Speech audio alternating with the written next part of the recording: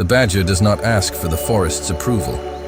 It does not perform for an audience of owls in the trees, or apologize to the fox who thinks the territory should be his. It digs, it defends, it disappears underground. It needs to, and it comes back out when it's ready, not a moment before. Most animals live for the clearing, where everyone can see them. The badger lives for the tunnel, where no one can. And somewhere in that difference, there are lessons some people refuse to learn. Today we go underground. Number 1, architecture of solitude. A badger's home is called a set. Some sets are simple, a few tunnels, a single chamber. But the oldest, the ones passed down through generations of the same family, can run for hundreds of feet underground with dozens of entrances. Sleeping chambers lined with fresh grass, and tunnels so old that the badgers who dug the first holes are long dead. No one gave the badger this. No one commissioned it, funded it, or handed it blueprints. Every footstep in that tunnel was clawed out of hard earth, one pass at a time, by an animal built low to the ground and stubborn all the way through. This is the first lesson, and the one people resist the most. Nobody is coming to dig your tunnel for you. Not because the world is cruel, because the world is indifferent. It doesn't owe you a den. It doesn't owe you safety or opportunity, or a soft place to rest your head after a long day. Those things exist for the animals who dig for them, and they stay standing only for the ones who keep maintaining the walls. You've felt this before. The quiet sinking realization that whatever you're waiting for, the break, the rescue, the person who finally sees your worth and hands you what you deserve isn't coming on its own schedule. It's coming on the schedule of your effort, or it isn't coming at all. This isn't a bleak thought, it's a liberating one, because it means the work is entirely in your hands. No politics, no luck, no gatekeeper standing between you and the tunnel. Just dirt, time, and whether you're willing to put your hands in both. The badger doesn't dig because digging is glamorous. There's no crowd watching. No one claps when another foot of tunnel gets carved into the hillside. The badger digs because the alternative, sleeping exposed, unprotected, at the mercy of whatever walks by in the dark, is worse than the effort. Self-reliance isn't a personality traits others are born with, and some aren't. It's a decision made over and over, usually in private, usually when no one would notice you quit. The badger makes that decision every single night. That's not talent, that's character, built one shift at a time. The same way the set was built, not in a single burst of inspiration, but in the accumulation of nights nobody saw. The ground you defend. Here's something people misunderstand about badgers. They are not naturally aggressive animals. Pound for pound, they'd rather avoid a fight than start one. A badger foraging at night will often avoid a confrontation, choosing distance over conflict almost any time it can, but cross into that set, actually threaten the den, the young, the ground it had spent years building, and something changes completely. The same animal that avoided small dozens of fights will not back down from the one that matters. Badgers have been documented, standing their ground against animals. Many times their size when the stakes are the territory itself, not out of rage. Out of clarity about what is actually worth defending. Know the difference between what deserves your peace and what deserves your teeth. Most people get this backwards. They'll go to war over a comment on the internet, an opinion at a dinner table, a slight that will be forgotten by everyone, including them, in a week. And then, when someone actually crosses into the ground that matters, their time, their values, their family, the boundaries that protect the things they've spent years building, they fold. They explain.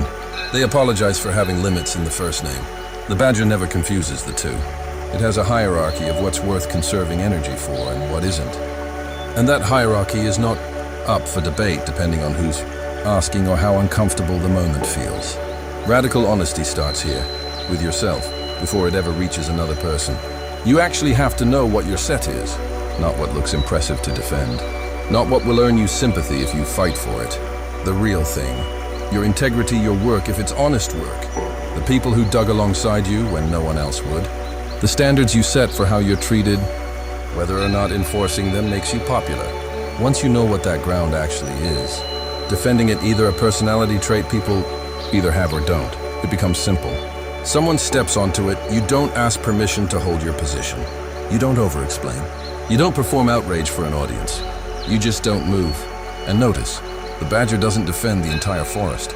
It doesn't try to control what the fox does 2 hills over, or what the owls say about it from the trees. That's not weakness, that's precision.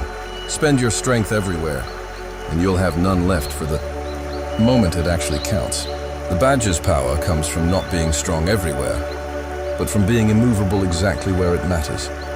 Ask yourself, honestly, what have you been defending that was never actually your ground to protect?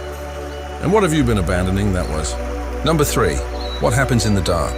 Badgers are crepuscular and nocturnal, built for dusk and darkness. Most active while the rest of the world sleeps. There's poetry in that if you sit with it. The animal doing his most important work is doing it, while nobody else is paying attention. This matters, because most of what actually changes in life doesn't happen in visible moments.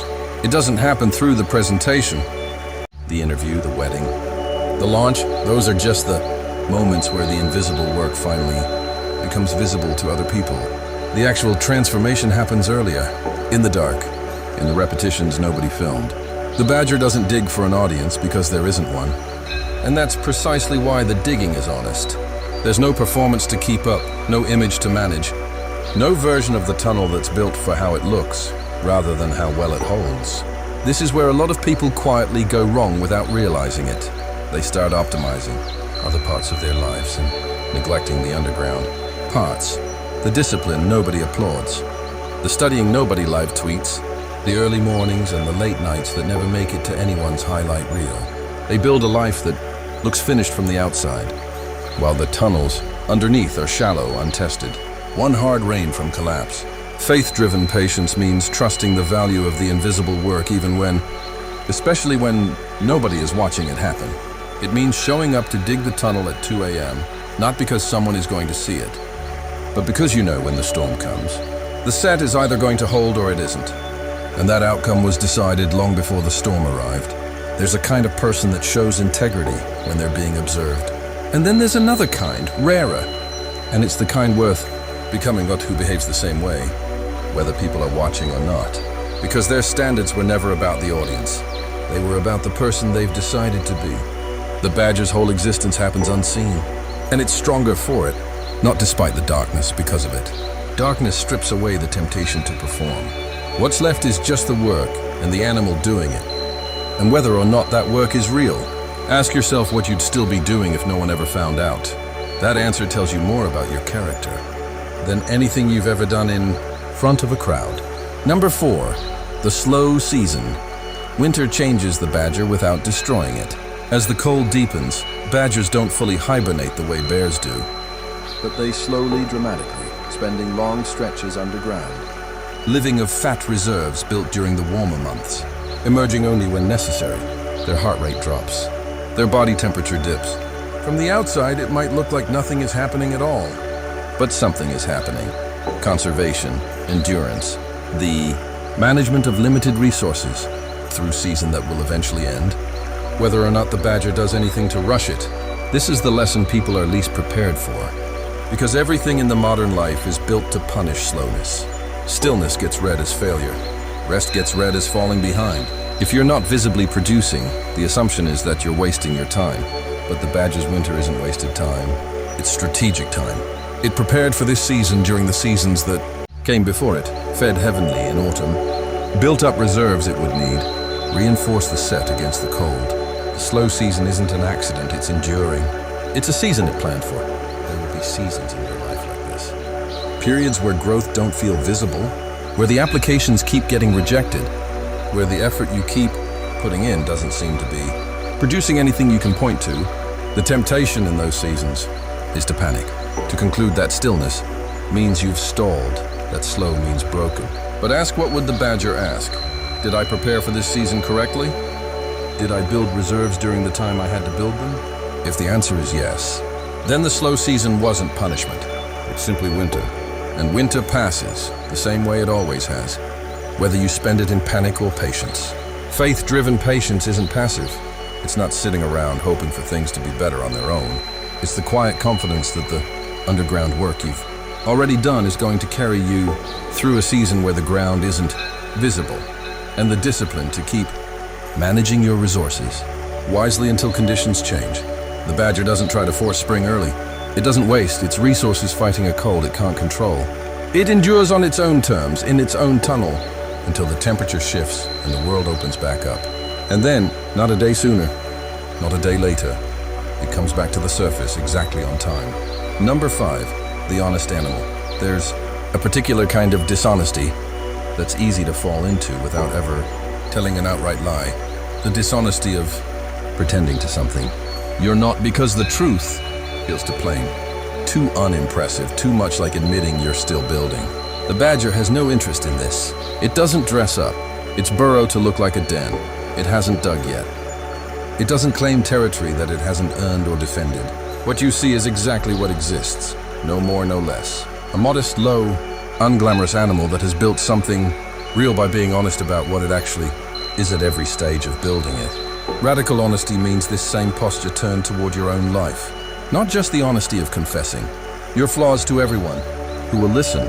That can become its own performance, the quieter kind. The honesty of pretending your tunnel is finished when it's only half dug.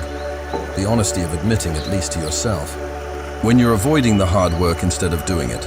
Most people's lives would be lighter if they stopped performing a version of themselves. That's 3 steps ahead of where they actually are.